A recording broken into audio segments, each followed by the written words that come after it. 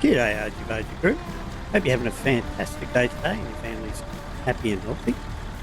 Right, I've been getting quite a few emails and messages asking what my latest graphics settings are because the game is looking so much better. I've changed a few things. Number one, I've changed my PC, and because the old PC basically died, I now have an NVIDIA graphics card, a 5070, if anyone's interested in knowing what the graphics card is. I have all my NVIDIA settings on the default. I haven't changed a thing in the NVIDIA dashboard or whatever it's called. In fact, I haven't even looked at it. So just to let you know, I haven't tweaked anything in the NVIDIA control panel. They're all default settings. The only thing I've changed is the settings in game, and I've added another graphics mod. I've taken away PNG because I found that PNG was actually hitting performance quite hard on the game. But anyway, we'll get into that in a sec. Just to get a few things out of the way, if you're interested, please subscribe to the channel. It's free, you might as well, and it helps me out tremendously. I really would appreciate it. Also, if you're interested in purchasing any of my merchandise, there's a link down in the description. There's also links to all the gear that I use in game, and also that they are a affiliate link. I earn a couple of bucks out of it, and you might actually get a discount if you use one of the affiliate links. You don't have to pay any more or anything like that. Anyway, also VTC, if you're interested in a virtual trucking company, there'll be links down there.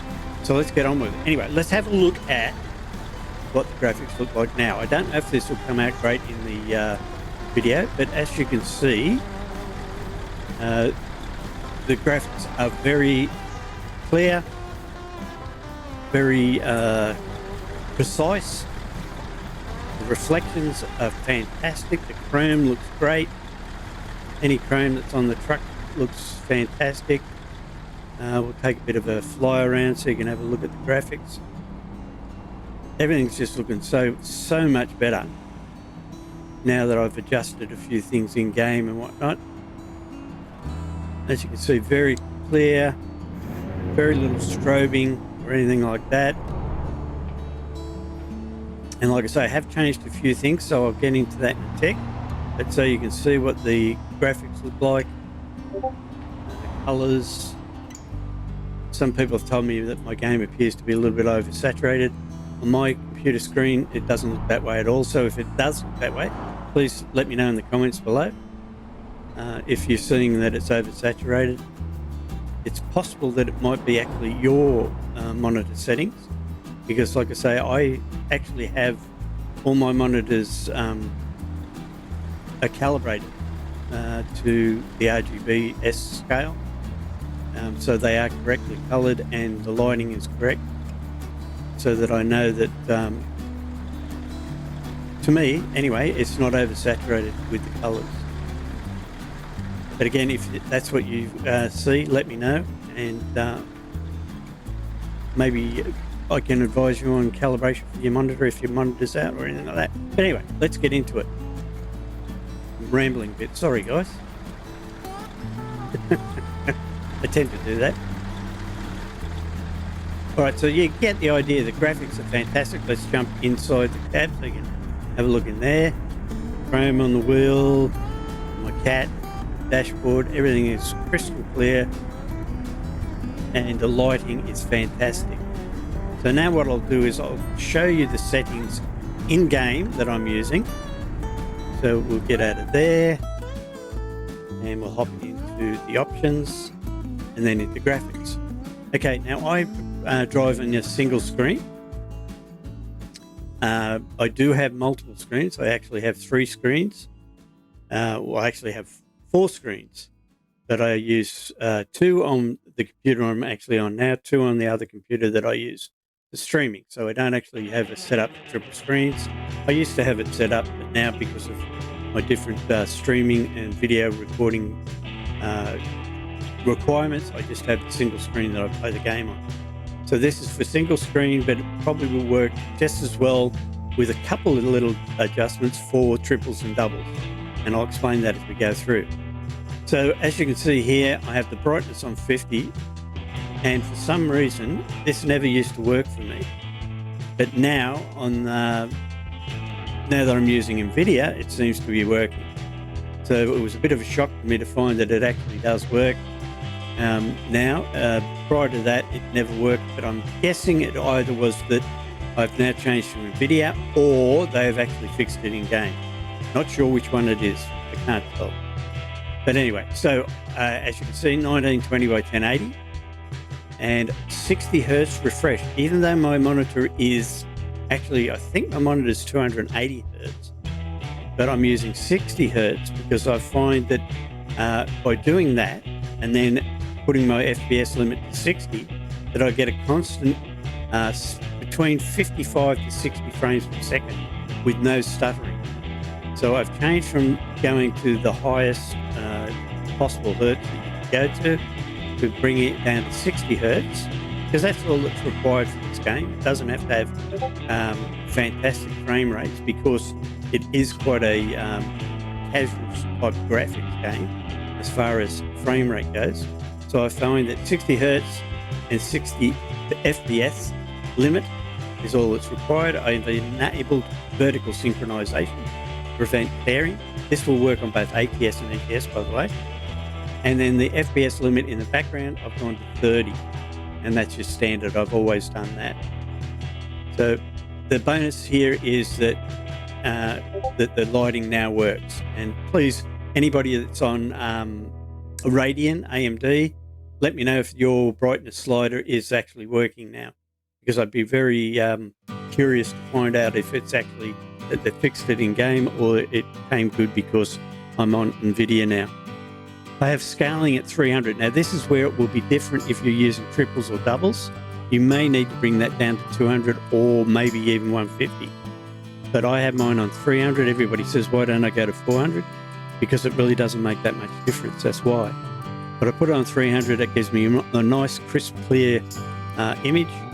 But if you're finding that the performance is taking a hit because you're on triple screens, drop that down to 200 or 150, and you'll find that it will be a lot better for you. I've changed from, I used to be on SMA plus TAA. I've changed it to SMAA Ultra. Again, I find that that's better on the NVIDIA by doing that, and therefore I don't need to adjust any of the TAA settings because the SMA Ultra takes care of that for me. But if you were using SMA and TAA, I would go for adaptive clarity and 1.10 in your sharpening luma. All right, that's if you're using that. But I'm using, like I say, SMAA Ultra, and I find that that's perfect for the situation that I've got. And again, that's because I'm using the NVIDIA 5070 graphics card. Texture quality is high. Anisotropic is at 16 times. And normal maps I've got off. I've got the reflection scaling is custom because I actually adjust that in the config file, and I'll go through the config file after we've done this so you can see what I've added in there. Reflection scaling high, mirror quality high, mirror resolution medium. I find that that's the best graphical experience and the best for performance. Then your mirror distance is high. Shadow quality high. I turn off fast shadows and interior shadows. I've always had that off because I found previously that I would get really weird shadow formations, but I might do a bit of testing with that later and see if it improves by turning them on. But at the moment I've got them off and I'm quite happy with it the way it is. But again, for testing purposes, I'll probably change that later on and see how it goes, and I'll let you know in a future video. SSAO or SAO, screen space ambient occlusion, I've got that on high. Light visibility range I have high. Traffic headlights I have on, and secondary vehicle lights I have on as well. A lot of people say they have problems with this. Again, this is your choosing. If you find that it's better to have them off, then by all means turn them off. In other words, basically optional. Depth of field I have off. I don't require that. I find it better with it off. Sun shafts definitely have that on because it adds to the aesthetics or improves the looks of the game. Vegetation detail high, grass density high, weather detail quality high, and pedestrians on. Then just simply click apply. And again, that's all the in-game settings as far as graphics go. Again, I find that 60 hertz is the best setting for me. You may find it's better lower or higher. Again, it's something you have to test for yourself, but these are my settings because people are asking what I'm using as far as my system goes now, because it's so clear and looks so good, and very, very little stuttering, if any at all. Normally, if it's in a map mod or something that's I've never driven in, I'll get a little bit of stuttering while the shaders load, but apart from that, it's fine. Right, so that's the in-game. Again, let's have a quick look so you can see what it looks like. We'll jump outside, go for a bit of a fly around, so you can get a good idea how things look. Like I say, very little bit of shimmering. You can see there's a bit on the white line there, but as you get closer, it goes away. Road textures look really good. A couple of different road textures there, so you can have a look. So you get the idea. All right, let's have a look at the config file now. Okay, so what you're looking for the graphics config, the changing graphics in the config file is you want to go into American Truck Simulator or Euro Truck Simulator 2 folder in your documents. I'm going to do this through American Truck Simulator, but you can do this with both ETS2 and ATS. So go to Documents, American Truck Simulator, and look for the config file. All right, so the config file is right here. If you've got the extension showing on it, it will be config.cfg. All right, so config or config.cfg is the correct folder, or file, I should say. Open that up. When you've got that open in your notepad, because it should open in notepad. If it doesn't open straight away by double clicking on it, you can right click on it and then you can go to open and it will open up, or you can open notepad itself. So you can also open it in the notepad itself by clicking on notepad, going to file. Oops, let me bring that across so you can see it. File, open, then go to American Truck Simulator, find the config file, let it go. Oh, you've got to change it from text to all files, and then find the config file is there. Okay, so make sure it says all files down the bottom here, open, and it will open up in your notepad for you. All right, so what you're looking for, the first thing you'll need to do to change, or what I always do, is I go for the buffer file, or buffer setting. So just type in buff, and that should find it for you. Okay, and as you'll see here, I've got my page size to 250. Now this is a hotly contended situation. People say that you don't need to go any more than about 30. I've done testing over many years with this actual buffer size to find which is best for me. I suggest that you change it from its default setting, which I think is 10, to either 30 or 50. Now that's up to you, and you can experiment with higher numbers if you want. I find for me that 250 is the best. Whether or not that actually does improve it more than say 50, I can only say it seems to for me. Whether it's placebo effect or not, I can't tell you. But for me, I find at 250 that I get very little stuttering or anything else in the game. That's my personal opinion, and again, many people will disagree with me and tell you that it should only go to about 30, maybe 50 at the most. So I suggest that you should make the choice yourself and experiment with different numbers and see what you think. But I'll leave all this in the description below so you can find out or find what you need to change. So the next thing I would then change would be the light distance factor. Now what the light distance factor does is it changes the visible distance of lighting, meaning for example, at night time, when you're driving down the street, there will be like a radius of light coming off the street light. This actually increases that radius so it looks more natural. Instead of it just being a thin beam landing on the ground, it spreads the light more evenly and makes it look more immersive. It's probably what I would say about that. Now, I've got this at the moment at 1, but what I would suggest you do is what I'm about to do myself and change that to 3. So your lighting distance factor will probably be 1 when you go to it, and I'm suggesting that you change it to 3. Okay, so that it increases the distance before...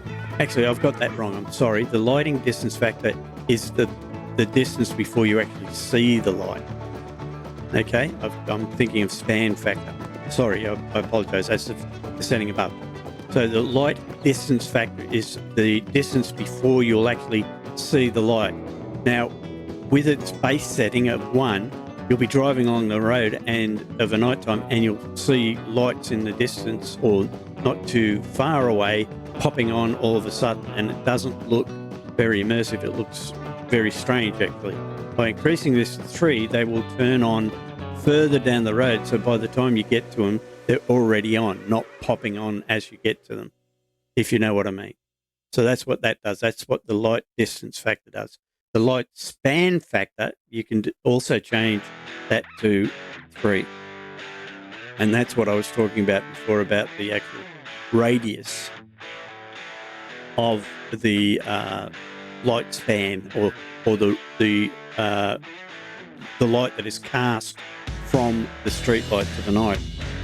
So that will increase the radius and make it look more natural, instead of it being a beam that just goes into a small circle on the road. This will increase that slightly and make it look more natural. So that's the light span and the light distance. Then the next one is the reflection scale. So we'll type in reflection. It's probably there somewhere, but I find it easier to do this. So that'll pop up for me. Reflection. It's not that one. It's the which one is it? Reflection scale. There it is. So with the reflection scale, what I'm looking at doing is changing that from 1 to 3. I've already done that in this one. So again, the reflection scale is basically increasing the look or the shine of the chrome work. And again, this is debatable. A lot of people are telling me that it doesn't work, but it works for me. So again, this is my own personal opinions on how it looks for me. And the reflection scale, by increasing that from 1 to 3, I find that the chrome just looks really chromy, right? So that is a definite plus to me when I adjust that. But again, it's debatable. People tell me that it's not correct, but I'm going with, for me, it is. So that's reflection scale. And then the last one is the average window length. Okay, so just type in window and find that. Now, the average window length, I can't really explain this in this video because it can take so much longer than is this video allows for. There, I will try and find a link to a post in a forum that explains what the window length does.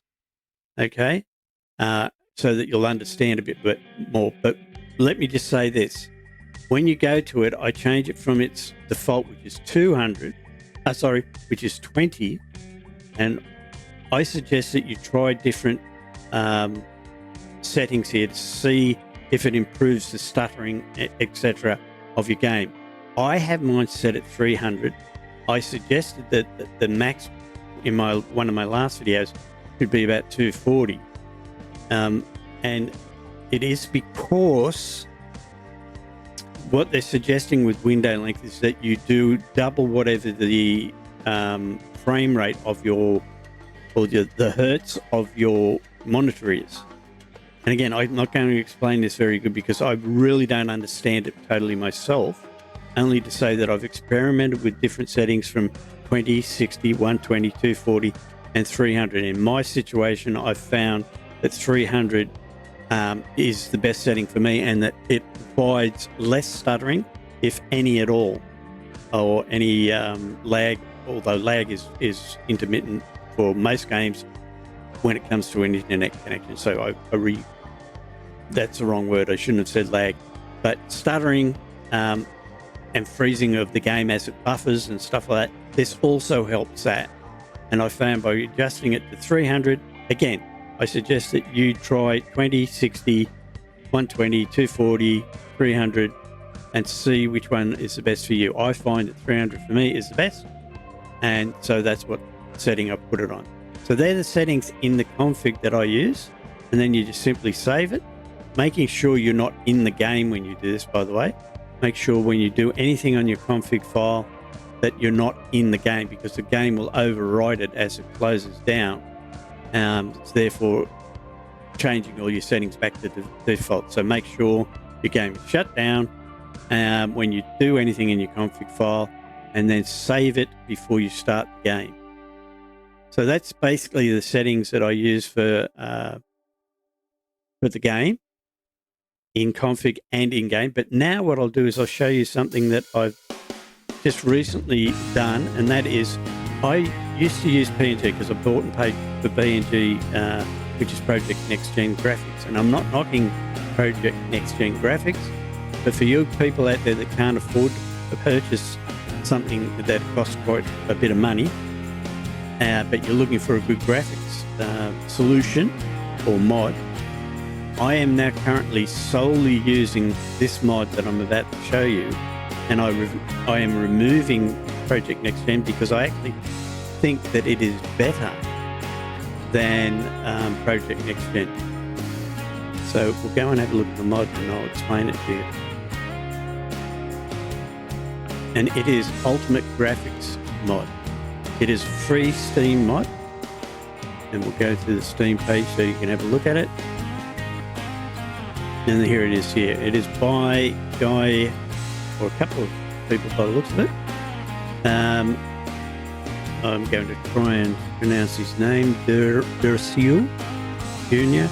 and Train Guy Modding. So these two guys obviously got together and created this, and it is very, very good in my personal opinion. It is an extremely large file or large mod. It's actually 6.5 gigs roughly. But I can tell you this, it really does improve the graphics in the game. All right, so that's the mod I'm using. And I'm also using, on top of this mod, and I reiterate, this really is a fantastic mod. So much so that it's made me take out PNG, just to show you that I'm not having you on here. Let's have a look, PNG. You can see PNG is right there, and it's not in the game anymore. I just use Ultimate Graphics mod and find it's way better.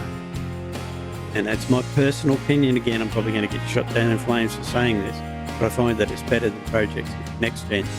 And again, this is my personal opinion. So it's all relative to the way you look at things and so forth. The other thing I do use is I use Snowy Moon's plugin. And what I'll do, if I can get it up. Okay, so yeah, I use Snowy Moon's version 10.2.31. Okay, and so you can see the settings that I purely started using this for the brightness tool because I couldn't use anything in game because it just wasn't working. But now that we've got the brightness scale actually working in game, I don't use it for that anymore. But what I've done, actually that's slightly, yeah, that's right, I tweaked it. So what I've done is I've got temporal anti-aliasing on in this plugin. I've enabled FXAA. Actually, I suppose I could do, now that I've got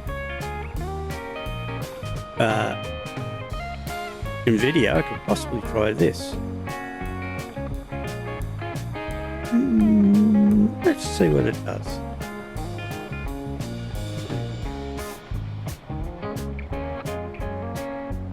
Actually, no, I'm not going to do that. I'm going to give you the settings that I'm using currently so that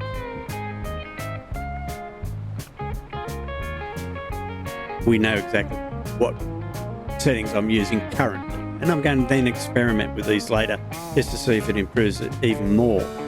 But as you can see, the graphics look great anyway. So I've got the TAA level at 1, the sharpness at 3, the sharp edges at 3. I've got motion blur disabled again. I've got the simple color preset 1, and I've got the brightness at 0. And again, I started using this simply because I wanted it for the brightness. I do not use reshade or anything like that because I don't think I need it. And again, that's my personal preference. So you can download the Snowy Moon, go through. I'm not going to explain how to install Snowy Moon in this video because again, it'll take too long. But again, this is just showing you the things that I use in the game. I'm using Snowy Moon. I'm using the Ultimate Graphics Card, graphic mod, and also the settings that I showed you in game and in the config. So these are the settings that I use to get such great looking graphics. And I do believe the graphics do look great. Let's turn that off. As you can see, everything is nice and clear. There's no stuttering. You'll notice that in other videos that I make that are coming up, that there'll be very little stuttering and that my frame rates maintain, like I say, between 55 to 60 frames without any problems at all. So hopefully, that helped you. If you've got any questions, just let me know down in the comments, or you can pop over to my Discord, join Discord, and somebody there will help you, if not me. And hopefully you did enjoy it. And if you did, please share it with a friend that might benefit from it. And if we did, hopefully, or if you did enjoy it, hopefully we'll catch you in the next one. Bye for now.